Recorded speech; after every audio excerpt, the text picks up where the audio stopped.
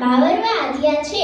આજે હું તમને એક રાજા અને તેની 7 રાણીની વાર્તા કહીશ. એક હતા રાજા.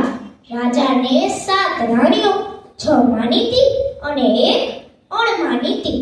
6 રાણીઓને રહેવા માટે સરસ મજાનો મહેલ અને અણમાનીતીને રહેવા માટે મોટું ભૂખ ઝૂંપડું.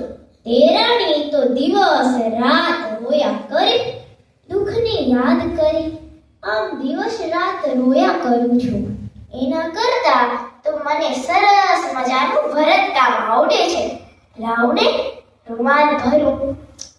દાસી ઓ દાસી, બજારમાંથી રેશમનું લુગડું, હીરના દોરા, આભલા વગેરે બધું લઈ આવ. જાને બેન. રાણી કહે, હા રાણી બા, હમણાં જ લઈ આવ. રાણી તો રૂમાલ ભરે છે, આભલા ટાકે છે અને હરખાતી કહે છે, વાહ કેવો સરસ રૂમાલ ભરાયો છે. લાવને આજે આ રૂમાલને બારે જ ટીંગાડું. મારા બનાવેલા મોર, પોપટ, મેના, જાતના ફૂલો ભલે ને બધા જોઈ. મારી 1 વર્ષની મહેનત જોનારા તો ખુશ થઈ જશે. તે રૂમાલ બાર જ ટીંગાડી દે છે. થોડી વાર બાદ ત્યાંથી રાજા પસાર થાય છે.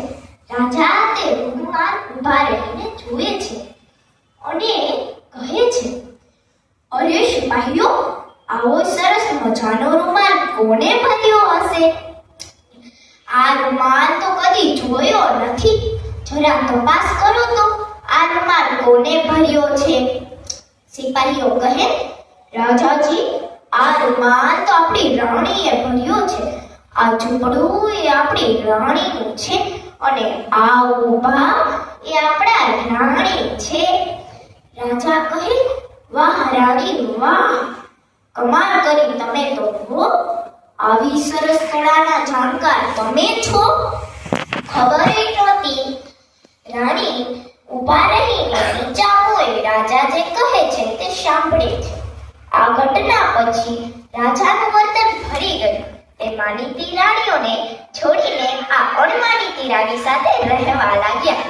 રાણીને કુંવર અને કુંવરી થયા, પણ માનીતી રાણીઓએ દગાબાજી કરીને દરેકને બગીચામાં દાટી દીધેલા. 6 કુંવરોના ઝાડ અને 7મી કુંવરીનો એલચીનો છોડ બગીચામાં ઉગી ગયો. એક વખતની વાત છે. ઝાડુ વાળનારનો શામેણો એલચીને અડી ગયો એટલે એલચીનું છોડ ગાવા લાગ્યું, ઓ આંબા ભાઈઓ લીંબા ભાઈ, એક એલચી બહેનને કોણ હલાવે? ત્યાં તો તેનો ભાઈ બોલ્યો, અરે ખમ્મા મારી બેના, એ તો આપણો વાળનારો છે, વાળનારો.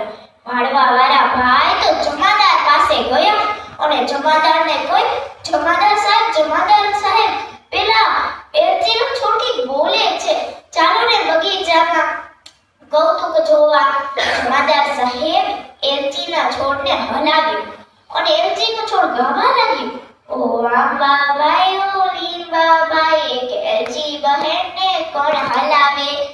ખમ્મા મારી બેનડી, એ તો આપણા જમાદાર સાહેબ છે. એટલે જમાદાર સાહેબ કહે, અરે આ તો ભારે કૌતુક, ચાલો આપણે ફોજદારને વાત કરીએ. જમાદાર સાહેબ ફોજદાર પાસે ગયા અને કહ્યું, ફોજદાર, પેલા એલચીનો છોડ કંઈક બોલે છે, ચાલો ફોજદાર એલચીના છોડને જોવા.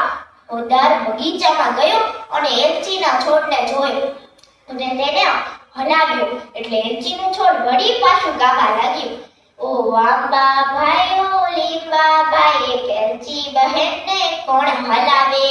અરે મારી બેનડી, એ તો આપણા ફોજદાર સાહેબ છે, ફોજદાર.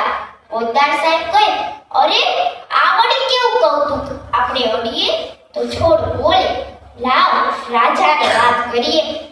બધા રાજા પાસે ગયા અને રાજાને માંડીને બધી જ વાત કરી. રાજા એલચીના છોડને હલાવ્યો અને એલચીનો છોડ ગાવા લાગ્યો, ઓ આંબા ભાઈઓ લીંબા ભાઈ, એક એલચી બહેનને કોણ હલાવે? ત્યાં તેનો ભાઈ બોલ્યો, અરે આ તો આપણા બાપુ છે.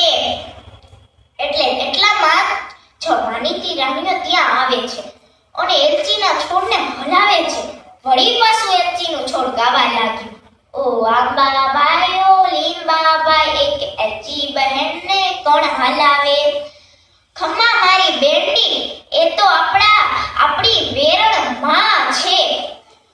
ત્યાં અણમાનીતી રાણી આવે છે અને એલચીના છોડને હલાવે છે. એલચીનું છોડ વળી પાછું ગાવા લાગે છે. ઓ આંબાબાઈ ઓ લીંબાબાઈ, કેજી બહેનને કોણ હલાવે? અરે મારી બેંડી, એ તો આપણી બા છે, બા. અણમાનીતી રાણી કહે છે, અરે અહીં મારી દીકરી ક્યાંથી? પછી તો રાજાને શોખ જતા તે દાયણ પાસે જાય છે અને દાયણને કહે છે, દાયણ સાચું કહેજે, શું છે આ બધું? ઘાણીએ ઘાલું? દાયણ કહે છે, સાચું જ કહીશ મહારાજ. તમારા 7 કુંવર, જે આ 6 કુંવર જે આ ઝાડ છે અને 7મી કુંવરી જે આ એલચી છે, તેને મારી પાસે બાગમાં દટાવ્યા હતા. એટલે રાજા સાથે નીકળ્યા બારે અને રાજા રાણીને પગે લાગ્યા. રાજાએ સિપાહીઓને આદેશ આપ્યો, સિપાહીઓ,